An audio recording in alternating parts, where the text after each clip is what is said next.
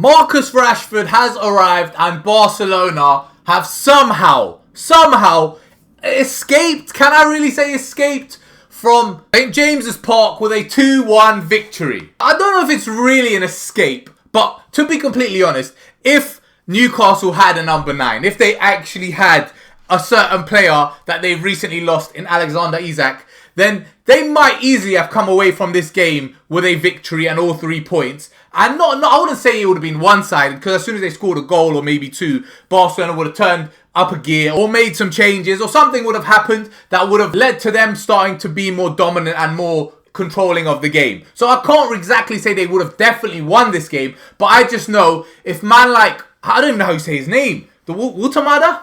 I don't know how you say his name. I think that's how you say it. I don't even know. I have no clue how you say his name. But the German striker they bought from, I think it was Stuttgart, just over the summer. I don't know why he's not playing. I can only assume it's because he arrived so late. He hasn't really had a chance to get an understanding of the team, get a pre-season in, and he's not quite ready to be starting. The same way Isak isn't ready to really fully be starting for Liverpool. And even though he looks like he's playing now, like he did against Atletico Madrid, he's not really the player you think he will be after he gets a few games under his belt and after he gets some more training sessions under his belt. So I can only assume there's the same situation with the German for Newcastle right now. That's the only reason he wasn't playing. Unless it was a tactical thing, but that's what I think it was. But regardless, if they actually had him, if they actually had a 9 and had someone to get on the end of these opportunities, and not even only on the end of them, if they had someone, a spark up top that was able to help them create a bit more, or just a bit more decisive in the final third, they could have easily gotten a couple goals before the first half ended, because they were all over Barcelona and they were creating chance after chance. I mean, one chance in particular that was very, very similar to what happened with Real Madrid the other day against Marseille, when Mastantuono hit it more or less right at the keeper. Harvey Barnes found himself with the goal gaping, with the whole net to aim at after a great bit of work and cross from Anthony Elanga. But he didn't really connect with it properly. He didn't really hit it anywhere clean enough, and the keeper made a decent save. But I just feel like we're seeing it a bit more. Like we saw it with, like I said, Mastantuono the other day. We saw it with Harvey Barnes today. But I just feel like when you get those kind of opportunities, when you get those kind of chances, you just have to score. Like, there's literally no excuse not to score, because there's opportunities where all you can ask from the player is hit the target.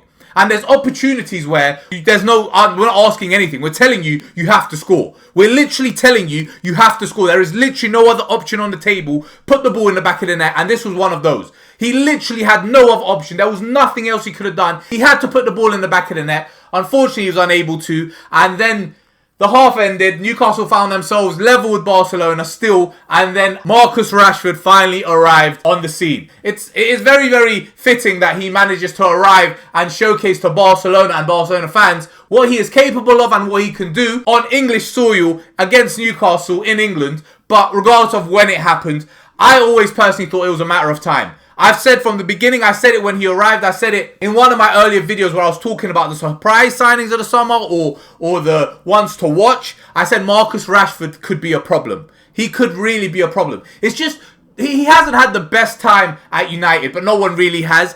At Aston Villa, he was a bit more showcasing what he could do. And the thing with Rashford is he's got all the tools in his kit. He's got everything available to him. It's just he needs to make it click. He's got the pace. He's got the skills. He's two-footed. He has a ferocious shot on him. Now, I'm not trying to get carried away here. At the end of the day, it's still Marcus Rashford. He's not Kylian Mbappe. But it's just, he's always been and seems to always be one of those players where you're just like, why aren't you so much better? Do you get me? Like, you just look at him and everything he's capable of and what he can do, and you're just like, why are you not just him? Why are you not just one of the, if not the best player in world football? Do you get me? And I was very, very concerned that having arrived in Barcelona, that would all of a sudden, everything would click and he would be that player. It hasn't quite worked yet, but today he was good. He wasn't actually great, to be completely honest. He had loads of times where he had moments where he was dribbling, but then he looked like he couldn't even dribble and lost the ball. There was times where he was making decent passes, but then it looked like he couldn't even pass the ball. There was times where he couldn't even kick the football properly, and he was right in front of the goal, and he ended up completely miskicking the ball, and it ended up going off for a goal kick. So he didn't have a flawless or an amazing performance, but he did what matters most. He got 2 great goals. His header was very, very well placed, and his shot, that shot, that second goal, I mean, there are certain goals in football where you just look at it and you just go, fair enough. Fair enough, because that was just aesthetically pleasing. It just looked so pleasing and looked so good. So that second goal in particular, I really liked. I thought it was really cool. But yeah, I mean, whether he's going to maintain this and whether he's going to continue doing this, I don't know. But, and even whether Barcelona is going to even keep him beyond this season, I don't know.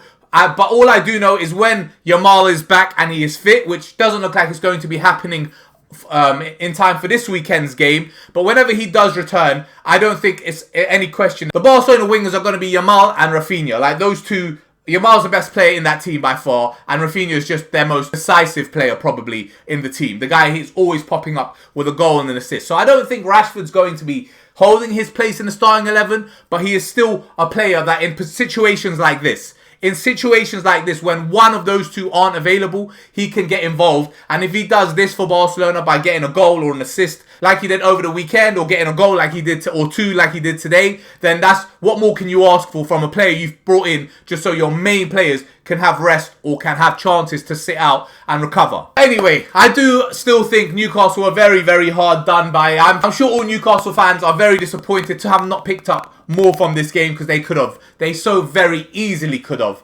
But anyway, I am going to call the video there. Thanks for watching and peace.